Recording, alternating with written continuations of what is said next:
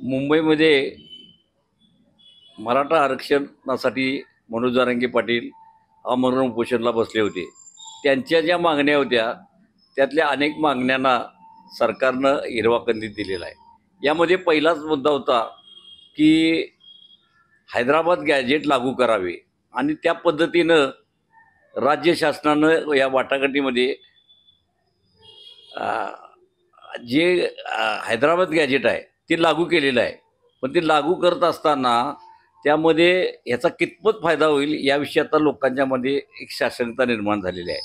कारण आज आंध्र असेल, तेलंगणामध्ये असेल, तिथं मराठा आणि कुणबीच्या नावावर आरक्षण मिळते।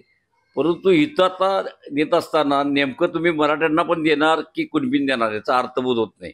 कारण तुम्ही मराठा कुणबीला देणार मराठवाड्यात म्हणताय, एका बाजूला ह्या मराठा कुणबीला देतो म्हणत असताना न्यायमूर्ती संदीप शिंदेचं जी कमिटी आहे ती आणि परत शोध मोहीम घेणार कुणबी दाखल्याची।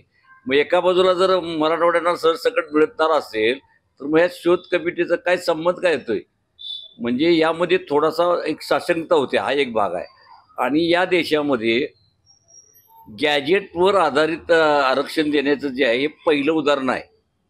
त्यामुळं या ठिकाणी अशा पद्धतीनं दिल्यानंतर अनेक जण कोर्टात जाणार, दार ठोठावणार।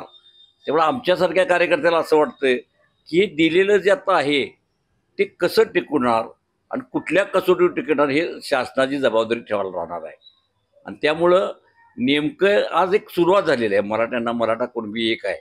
त्यामुळे मला असं वाटतंय ठीक आहे, परंतु जी साशंकता आहे ती कुठं खऱ्यात जाऊ नये आणि मराठा समाजाला मराठा कुणबी म्हणून आहे ती एकत्र मिळावं। दुसरा जो मुद्दा आहे की पश्चिम महाराष्ट्रामध्ये मराठा आणि कुणबी वेगळा असं काय नाहीच आहे। म्हणजे आम्ही जे आता अभ्यास करतो की त्याचा जर अभ्यास केला, गॅजेटचा जर हे केला तर इतिहासकार स्पष्ट सांगतात की दोघांचे रोटीबिटी व्यवहार आहेत, नातलग आहेत। फक्त मधल्या कालखंडात ज्याची त्याचे हे वाढले, म्हणजे त्याच्या राहणीमात वाढ झाली, काही ठिकाणी त्यांना पदं मिळाली तर त्यांनी सरसकट मराठा असं लावलं गेलेलं आहे। पण त्यांची भावकी जर शोधायला गेलं तर त्यांनी सगळे कुणबी आहेत। आणि त्यामुळं राज्य शासनानं सातारा गॅजेट लागू करताना 1.5 महिन्याची 2 महिन्याची काहीतरी मुदत घेतलेली आहे, काहीतरी तांत्रिक अडचण आहेत। पण ते लागू झालं तर पश्चिम महाराष्ट्रातल्या सुद्धा बहुसंख्य मराठ्यांना त्याचा लाभ होणार आहे।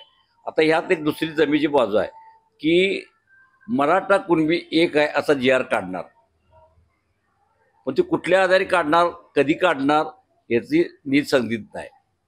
जर खरोखर जर राज्य शासनाची जर जबरदस्त मानसिकता असेल, एक राजकीय भावना असेल आणि मराठा कुणबी मराठा एक आहे म्हटल्यानंतर हा जो OBC मध्ये मराठ्यांना जे आरक्षण मिळालं पाहिजे तो प्रश्न तिथंच मिटतोय।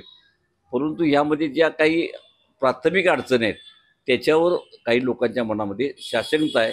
परंतु आमच्यासारख्या कार्यकर्त्याला असं वाटतंय ठीक आहे, सुरुवात झालेली आहे, आता शासनाची पण मानसिकता दिसते, मग लगेच काय ह्याच्यामध्ये कोर्ट काय लगेच असं फारसं डिस्टर्ब करायला असं होत नाही।